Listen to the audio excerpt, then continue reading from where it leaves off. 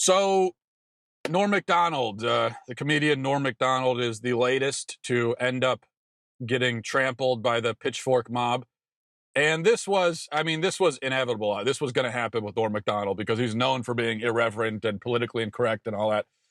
And also, he's got a Netflix show coming out. So he has poked his head up above everybody else and made himself visible. And once you do that, then they're going to come after you and try to beat you back down. That's the way it goes. So his appearance on the Tonight Show was canceled a couple nights ago amid outcry over some comments that he made, comments that allegedly minimized sexual assault and racism. And supposedly these comments, I'll read the comments to you in a minute, but his comments were so terrible that they made some producers on the Tonight Show cry. The Jimmy Fallon came into before they were about to go on air and said, my producers are in tears. Now, I can't. These were comments that Norm Macdonald made to the Hollywood Reporter. He was giving an interview with the Hollywood Reporter. I can't imagine reading an interview in the Hollywood Reporter with a comedian and weeping. I can't imagine anything. I mean, literally, I cannot think of a single thing a comedian in the Hollywood Reporter could say that would make me weep. I just can't imagine what that would be. But that's what happened. So the appearance was canceled, and then there have been a lot of hot takes in the media explaining why Norm Macdonald's comments were problematic and symptomatic and blah blah blah blah blah. So let me. I think of everything that he said in the interview. Here are the two segments that have gotten all the attention and are supposedly controversial. I'll read them to you. He says, I'm happy the Me Too movement has slowed down a little bit. It used to be 100 women can't be lying. And then it became one woman can't lie. And that became I believe all women. And then you're like, what? Like that Chris Hardwick guy, I really thought he got the blunt end of the stick there. And then a little bit later on, he says, well, Louis, CK and Roseanne are the two people I know, and Roseanne was so broken up that I got Louis to call her, even though Roseanne was very hard on Louis before that. But she was just so broken and just crying constantly. There are very few people that have gone through what they have, losing everything in a day. Of course, people will go, what about the victims? But you know what? The victims didn't have to go through that. Okay. Now, let's just say first and foremost here that the outrage is ridiculous because he's not wrong about what he said, is he? What did he say that was wrong? What's he wrong about? And I know that doesn't matter anymore. It doesn't matter with the outrage culture. It doesn't even matter if what you said is true. People will say, it doesn't matter if it's true. You shouldn't have said it anyway. It's hurtful. It hurts people. People might be hurt by the truth, so you shouldn't say it. But I think it does matter. It does matter whether if something is true, if it's a valid point, then there's no reason to be upset about it. So where is the wrong part? What did he say that was wrong? Let's go through this.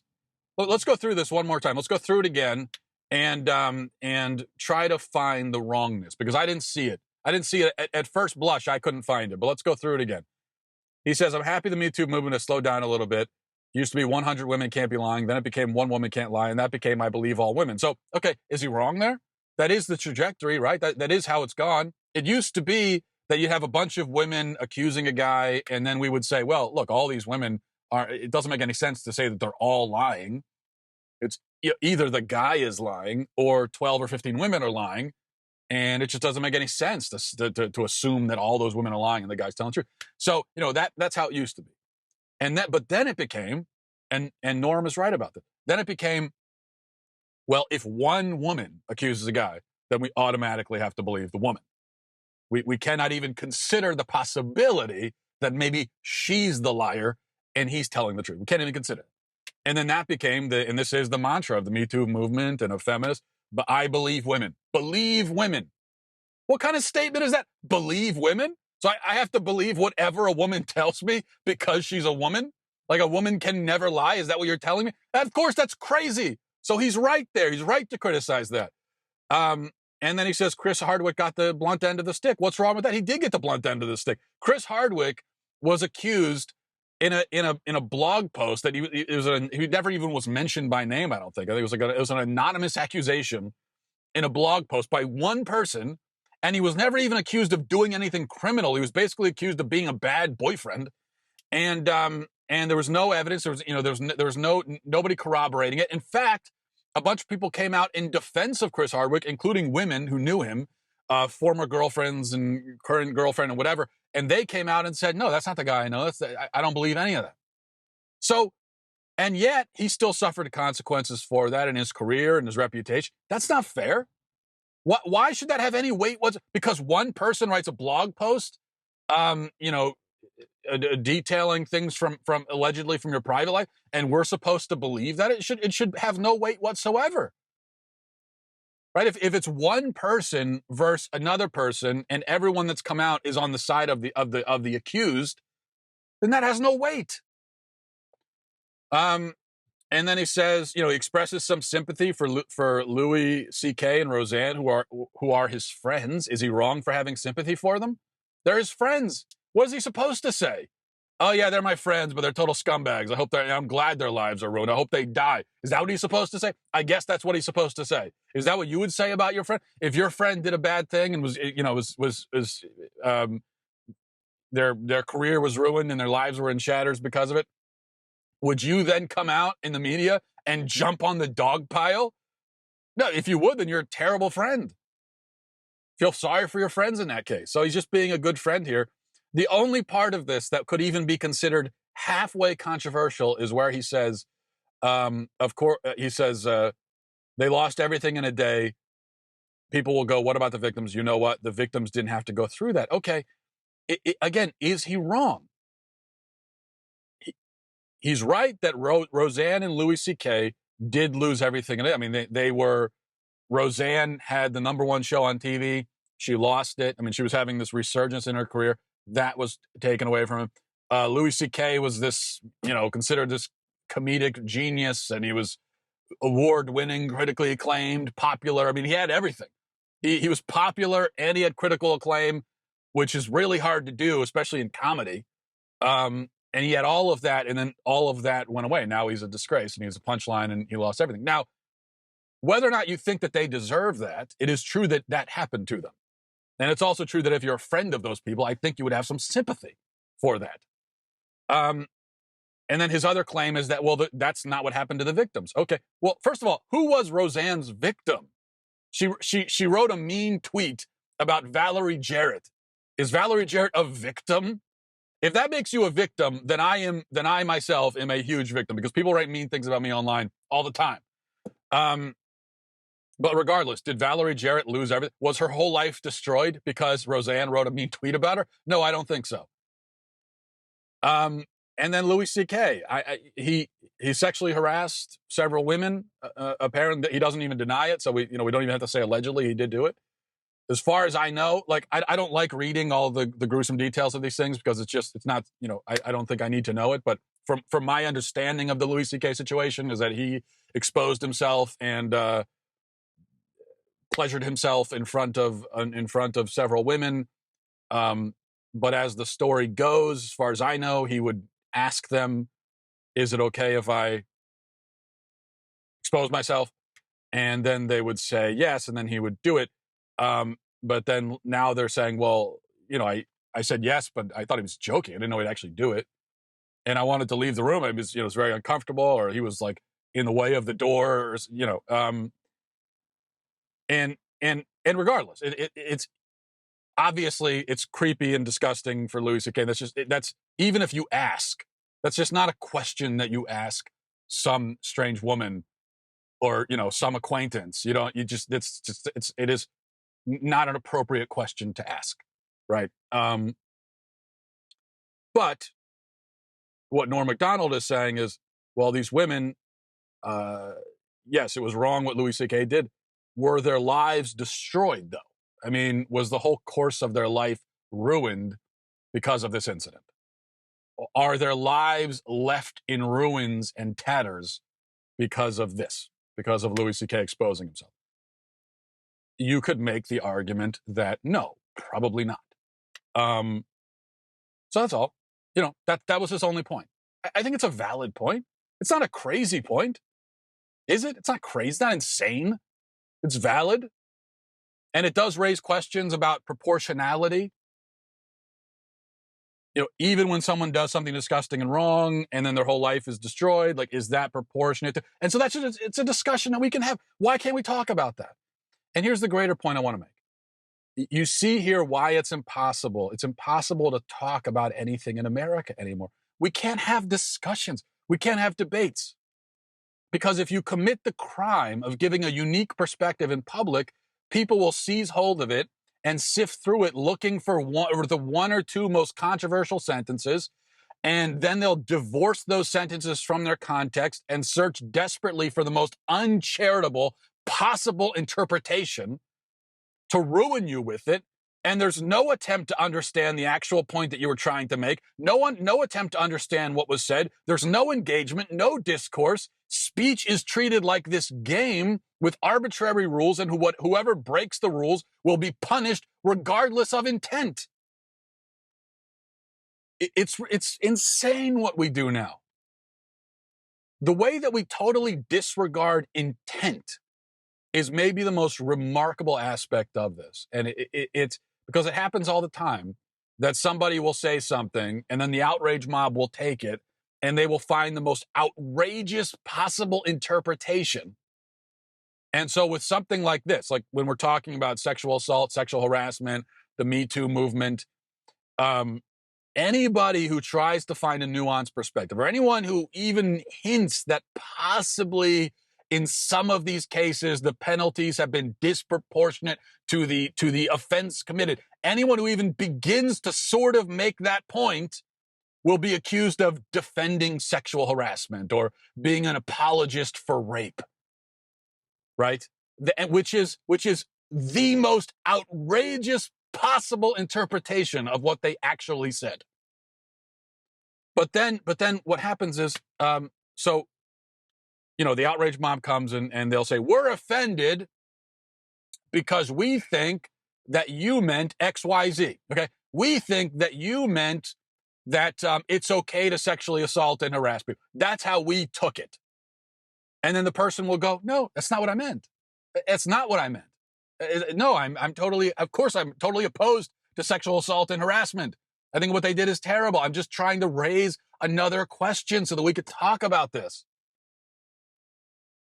But now that right there, that should end it. That should be the end of the controversy. That should be it. Because he just told you what he meant. You were wrong. You misinterpreted it. And so he's telling you what he actually meant.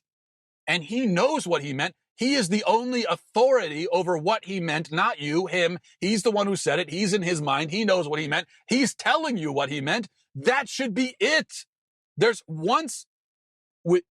When someone says something and you interpret it in a way that makes the comment offensive, and then he says to you, no, I didn't mean it in that offensive way. I meant it in this way. That should be it. You have no basis now to continue being offended. He has taken it from you. If you continue being offended, it's because you want to be offended and you don't even care what he said. So you're a liar and you are disingenuous. Because it just doesn't make any sense. When someone clarifies what they meant, it doesn't make any sense for you to go, yeah, well, I'm going to stick with my original interpretation of your words. I don't care what you think you meant. I'm going to go with what I think you meant. Because I know more about what you meant than you know about what you meant. That doesn't make any sense. But as I said, it's all a game. Nobody wants to actually talk about anything because everybody's just laying traps and claiming trophies. And that's it. That's the way it works. Here's how it works. Every topic, every issue is A or B now. That's the way it works in America. It's A or B. And so the mindless masses on both sides, that's how they see it. They see it as an A or B thing. Every issue, whatever the issue is, A or B. Those are if you're in the mindless masses on either side, you're looking at it as you can have A position or B position, and that's it. That's all that's allowed. But the real problem, and here's we have to understand this, okay, about the way this works. for both sides, okay, they see their own position as the A position, and the other side is the B position. And the B position is always going to be a caricature. It's not a real position, it's a caricature of a position. But the real problem is that the A or B dynamic is applied to every issue, which means that nobody is allowed to find something in between A and B. Or nobody's allowed to go and, take a little from column A, a little bit from column B, and say, I can see what they mean on this side. I can see what they mean on this. I think they both have valid points. They're not allowed to do that. And certainly nobody's allowed to come with a C position or a G position. God forbid a Y or a Z position. God forbid someone really legitimately comes from left field and says something that's way outside of that paradigm completely. If you do that, you're just going to be devoured. Nobody's even going to begin to listen to you. So what we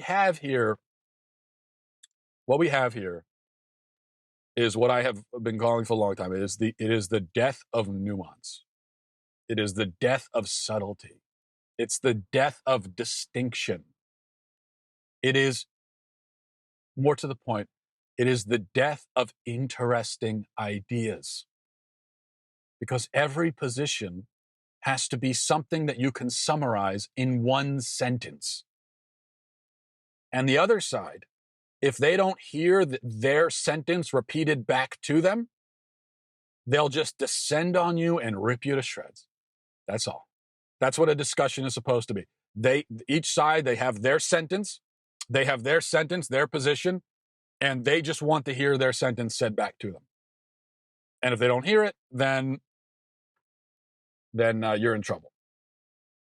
Both sides do this, by the way. It's not just a liberal thing. I hate to tell you, this is not like liberals do this, but conservatives are intelligent and are always subtle and nuanced, and they're always looking for the interesting. No, that's not. Maybe it used to be kind of how it goes. That's not how it goes anymore. Now, for liberals, let's just take an example of how this works. Let's use the example we've been using so far. When you take an issue like Me Too, the way they approach it is that everyone must take the position that all accusations are true, every accused man is a scumbag who should die, whatever penalty he's suffering is fair, no matter how severe. Every victim has been irreparably and profoundly harmed and traumatized. Okay? And no consideration whatsoever should be given to the men, innocent or not. And especially if the man is guilty, you're not allowed to have any sympathy at all for him. None. That's their position. That's not a caricature of their position. That is really their position. As I said, believe women. That's not my slogan. That's their slogan, which is an absolute statement. Believe women. If a woman says it, believe her. That's really their position. And for them, it's the only acceptable one. Any differing position will be put into the B camp. So that's A camp for them. That's right. If you say something different, you're in B camp. And B for them is the position that sexual abuse is good and all women are liars. Okay? That for them is B position. Now, here's the problem. Nobody actually holds that position. Nobody's saying that. I've never heard anyone say that. That is not a position that anyone holds. That position doesn't exist in real life.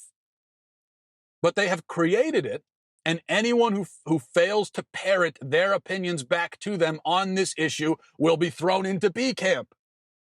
So if you try to say, sexual harassment, sexual assault, terrible things, we got to root those out. We've got, however, as soon as you start the however, they won't even listen to the rest of your sentence. They're throwing you into B camp. If you say, there's a sexual abuse problem, but it's also true that women lie sometimes, and so we have to account for, nope, you're going in B. Doesn't matter. Stop right there. You're in B. Or if you say, these men, they've done a terrible thing, but not all forms of harassment are the same in terms of degree and severity. So maybe they don't all necessarily deserve to have their lives completely destroyed for it. And maybe, nope, you're going in B. Doesn't stop right there. You're going in B. I don't even want to hear the rest of it. And that's the way it goes. Now, the right does this too. And I know a lot of the people listening to this and watching this right now, this is the part you don't want to hear. You've been with me so far. Now you don't want to hear the rest of this. And if you're thinking right now, and now you're getting upset because well, then you're part of the problem. Okay. Because the right does do this. And take it from me. Okay. Let's take one example. For many people on the right, when it comes to Donald Trump, there are only two positions. Their position, the one that they take, is that this is the A position for them. It's that Donald Trump is a genius and a hero, and he is saving the world. Okay, again, that is not a caricature. That is an actual position. Not only an actual position, that is the position. That is the kind of mainstream right-wing position. And you know, this comparing Donald Trump to biblical heroes like King David. Okay, I didn't invent that. That's what people actually say. Comparing him to, really making him into this messianic figure who saved America from the edge of destruction. Okay, that is the A position. That's the position you have to take. And then there's the B position. Okay, and that's everything else. And if you're in the B position, that means that you're a liberal and you hate America. Okay. So if you try to offer any criticism of Trump at all, in any situation, for any reason, you're going to be thrown into B camp. I know what I'm talking about. This happens to me all the time. I have been told so many times, anytime I offer any criticism of Trump, and I say, I think he's wrong on this one. Or I think he should have done this, but instead of doing that. Or, really, I think tweeting like a 12-year-old girl all the time is maybe not becoming for a president, and maybe he should stop it. Anytime I say that, I'll let people say, well, you're a liberal. What are you, some kind of lib? You libtard? And you hate America. This is what I'm told. Me, a liberal. I wrote a book called The Unholy Trinity about transgenderism, abortion, and gay marriage, calling that the unholy trinity. That's a book that I wrote, and I'm a liberal because I don't like Donald Trump's tweets. This is the mentality that people actually have. And it's not just a few people, a lot of people. So distinctions, nuances, opposing ideas, these really are not accepted by either side anymore. They don't want to hear it. I can't tell you how many times, it's a daily occurrence, that I'll venture outside of the accepted mainstream conservative paradigm on some random issue, whether it's Donald Trump or anything else. And then I'll have people tell me, this happens, like I said, it's a daily occurrence that someone will say to me, I've read your stuff for years. I've been a fan for 5 years. I'm done. You're unfollowed. I'm not following you anymore because of your position on this one single topic. It happened to me just the other day I've said this before, but the other day I suggested that our reaction to the anthem kneelers, maybe is a little bit overblown. Like maybe it's time to move on. And right now in the NFL, there are like one or two guys. On any given Sunday, you're going to have over 1,000 NFL players on fields across, America and various stadiums. And you might now find 1, 2, maybe 3 players out of 1,000 who are kneeling. So that to me it's not an issue. 2 or 3 guys out of 1,000, who cares? Who cares what they're doing? Do we really need every single last person so we're gonna boycott the NFL until every single last person associated has the correct posture during the anthem? I just find that to be it's ridiculous. Now, I'm not agreeing with them. It's not an agreement. So there's a slight nuance. I agree. I don't like the anthem protests. however, yet as soon as I tack that however on, that's when people, and I just the other day, people told me they're done following me because of that. That if it's actually true that they've been following. So think about that. I've been reading your stuff for 5 years. I respect your opinion. I've been with you. You have ventured away from me on this one slight issue, and so I'm done. That mentality is so shockingly small-minded and narrow and ridiculous, but it's how people function. And this is why there can't be any meaningful discussion in America, because people on both sides, they simply don't want to hear any divergent opinion at all. Now, you know what's the worst thing about all this? The worst thing is that it's so boring. It makes our discussions in this country so helplessly, awfully boring because nobody's allowed to be interesting. No one's allowed to make an interesting point. No one's allowed to be challenging. No one's allowed to come out of left field with something. Nobody's allowed to introduce a thoughtful nuance to a discussion and therefore develop the discussion a little bit. Like with the anthem thing. Yes, we've all heard for 3 years now, we've heard the standard conservative stand for the anthem. Yeah, I get it. Fine. I mean, how many times do we have to say that?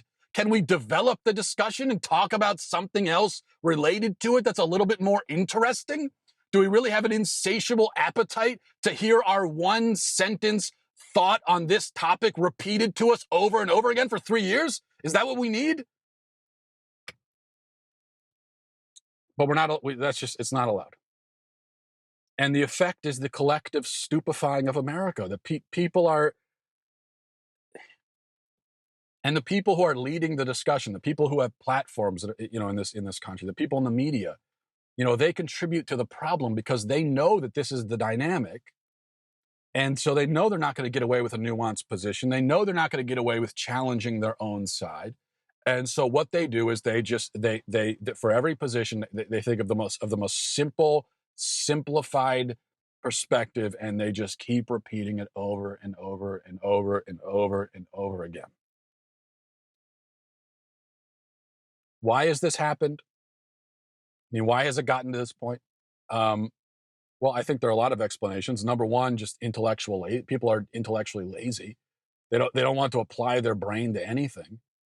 Number two, I think people are, it's a little bit of a cowardice. People don't want to be challenged. They're afraid that if they allow their opinion to be challenged, that they may find out they're wrong about something. And if they're wrong about this, then maybe they're wrong about that. And then the whole house of cards comes tumbling down. People are afraid of that, so they don't want to hear it. And number three, I also think, and this goes to the intellectual laziness, so it's not really a third thing, it goes back to number one, but people don't read, we're so used to we're so used to little sound bites and having everything packaged for us in the most entertaining and simplified way. And people don't,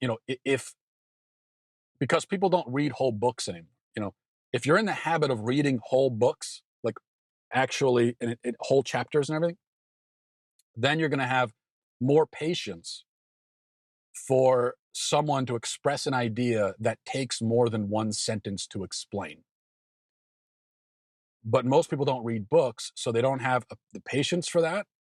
Maybe they don't have the ability anymore to understand an idea that takes more than one sentence to explain. And so that's the problem. Now, two other quick points. People will say that I'm guilty of this, right? And I don't deny it. I'm not saying that I'm innocent, that, whatever. Maybe I'm 100% guilty on with all this stuff. I mean, doesn't mean I'm wrong, okay? So it doesn't matter to me. I'm not saying I'm innocent. But let me also just add that there are two types of black and white thinking, okay? And I'm accused of being a black and white thinker all the time.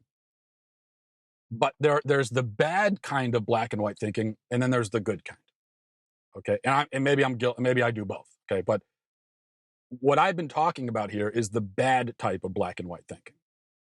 The black and white thinking that is not interested in nuance, is not interested in subtlety, is not interested in any kind of distinction whatsoever, and which just wants to hear its own ideas parroted back to it as simplified and stupefied as possible. Okay, so that's the bad kind of black and white thinking. But then there's another black and white type of thinking where you have firm fundamental principles which you do not compromise on and which you will not look for any gray area on.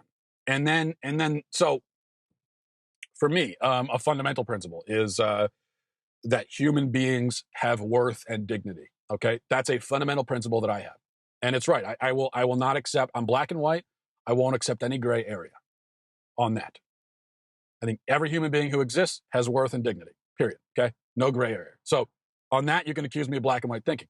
But then the interesting thing is to take that black and white principle and apply it to figure out how it applies to various different situations. And so that's where you can have some really interesting discussions. Now, with something like abortion, I think it applies very simply. Abortion is a terrible evil, period, end of discussion. Something like capital punishment, well, now here's an interesting way of because you can make an argument on either end. You've got the firm fundamental principle, okay, that's black and white, no gray area, but now you're injecting it into this very complicated subject where you can make an argument that it could lead you in either direction. And so that's interesting, right? So being black and white on principles, that does not negate or interfere with nuanced and interesting discussions. In fact, I think being black and white on principle is necessary to have nuanced and interesting discussions. Because that's part of the problem here, is that people are very black and white on the superficial talking point level. Like on the surface level, people are black and white. But when it comes to the principles underneath that, people have no idea what they believe. They don't have firm principles. All they have is the conclusion. They have no idea what principles actually inform those conclusions. So it's exactly reversed. But when you're firm on your principles and you know what they are, and you're talking to someone who's firm in their principles, that's when you can have super interesting, like with my family, okay? You should, when I get together with my family, we'll have the most knockdown, drag out debates you can imagine. Not literally knockdown, drag out, although it's come close to blows a few times. But we just have really passionate debates. Okay, and yeah, there will be screaming and shouting and everything, right? It gets crazy. Even though we agree on almost everything when it comes to the fundamental principles. We're all Christian, we all believe in God, we're all conservative, we're all super ultra conservative, all of us. Yet we have these intense debates. And I think those debates are possible because we agree. We're talking the same language. We agree on the principles. So we can kind of get past that. And then we can have super interesting discussions about how do we apply those principles to this situation. And I think that's such a fascinating conversation to have. And that's why among conservatives, we should be able to have really interesting debates among ourselves because supposedly we agree on the principles.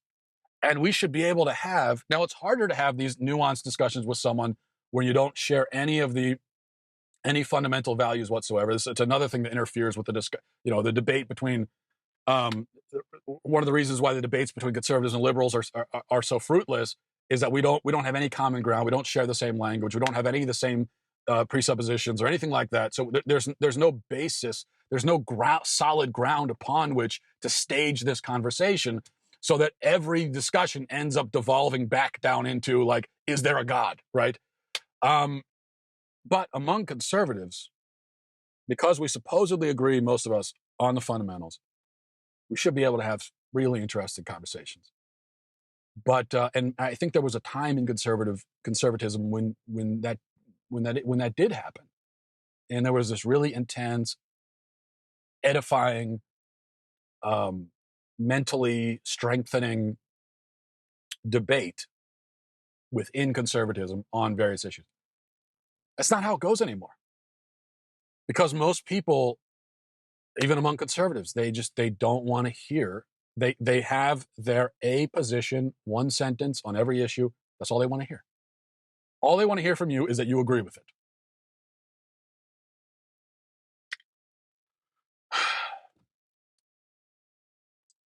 All right.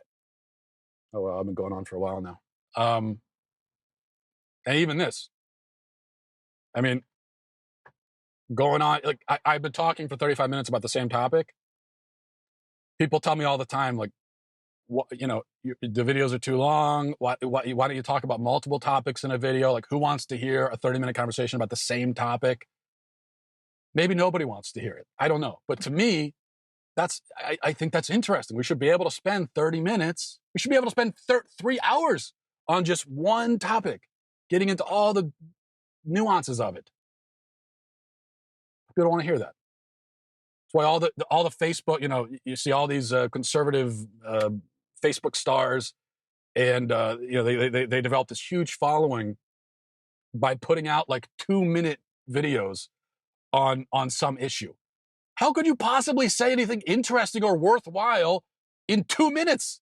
It's not enough time. Yet people love it. They just want it. They want to hear the 2-minute, a few sentences, 2 minutes, repeating their own ideas back to them so they can share it and say, amen. Oh, yeah. Yes. You tell it like it is. Wow. That person didn't say anything. What do you mean? Wow. They didn't say anything interesting. Did they really say something that made you like think differently about this issue? Did they really enlighten you? Anyway, just going to leave it at that. Thanks for listening, everybody. Thanks for watching. Godspeed.